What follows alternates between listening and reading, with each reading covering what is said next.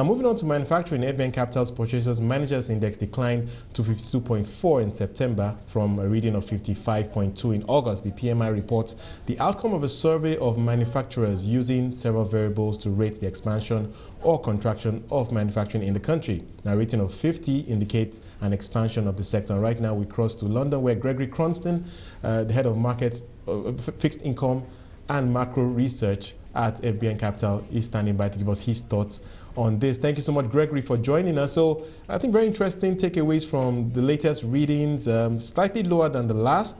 And we're seeing a lot of pressure, particularly with respect to output. I think there's a change in the sentiment there. Can you just talk us through that?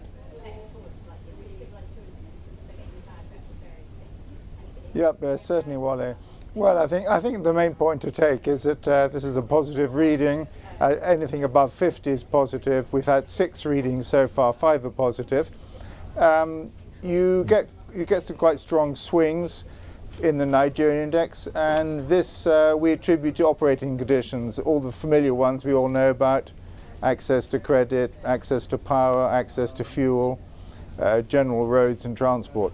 So you get some swings on that score, and you higher swings than you'd normally have, of course, in a developed economy.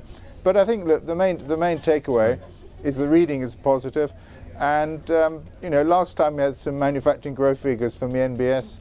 Figure Q2 6.8% year on year. So you'd expect a reading of this magnitude. Right. Do you anticipate that growth rates to increase in the second half? I think broadly there is a view that we're going to see a bit of a rebound in the growth rate for Nigeria going into 2014. Your take on that?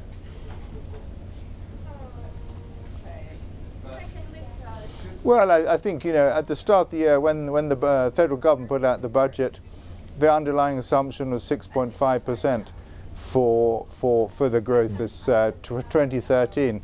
That seemed a bit low at the time, but as you know, Q2 is very disappointing, mainly for these same operating environment reasons I just mentioned. So, perhaps will come up a little in Q3, Q4, but I don't think drastically. Perhaps 6, 7. Let's talk a bit about some interesting. All right, Gregory, a bit of a delay in that connection to you, but let's talk a bit about a few other takeaways that I thought were quite interesting in your report, and that's the fact that large companies tend not to be as hard hit as the smaller companies. And interestingly, the dynamics for many of the companies, you've highlighted a few of the issues like transport cost, power, etc. It seems those issues the impact of those issues are much less for the larger companies than the smaller companies.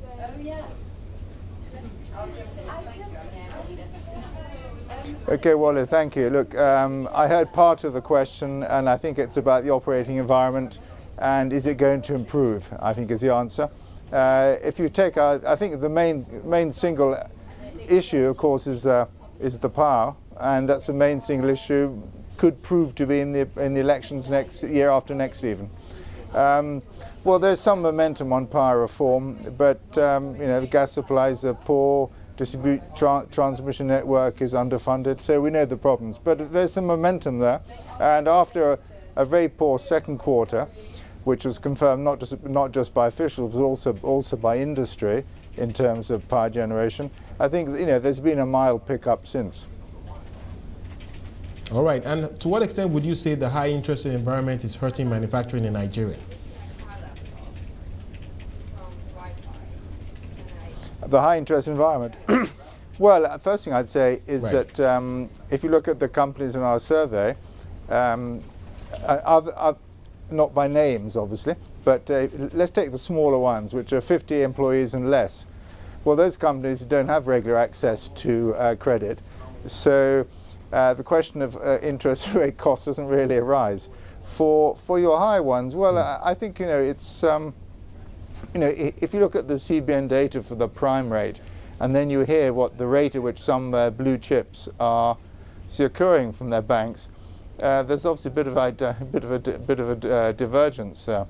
So, conclusion from this is that if you're a core player, blue chip, whatever word you choose, you'll get a good deal from your banks. If you are a newish company or small company, you'll be paying 20% plus, and that really, 20, in some cases 25% plus, and that really hasn't changed whatever the monetary policy stance has been, for reasons to do with the intermediation in the banking industry. All right, Gregory, thank you for joining us. Gregory Cranston from FBN Capital, talking us through the latest reading for purchasing managers in